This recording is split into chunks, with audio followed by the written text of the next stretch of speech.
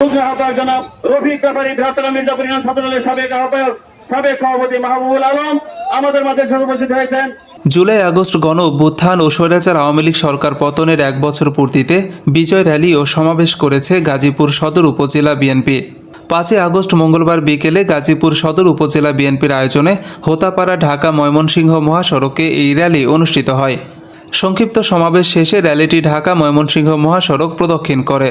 গাজীপুর সদর উপজেলা বিএনপির আহ্বায়ক আবু তাহের মুসল্লির সভাপতিত্বে ও সদস্য সচিব আবু বকর সিদ্দিকের সঞ্চালনায় প্রধান অতিথি হিসেবে বক্তব্য রাখেন গাজীপুর জেলা বিএনপির সিনিয়র যুগ্ম আহ্বায়ক ও কেন্দ্রীয় বিএনপির সহ স্বাস্থ্য বিষয়ক সম্পাদক অধ্যাপক ডাক্তার এস.এম. রফিকুল ইসলাম বাচ্চু।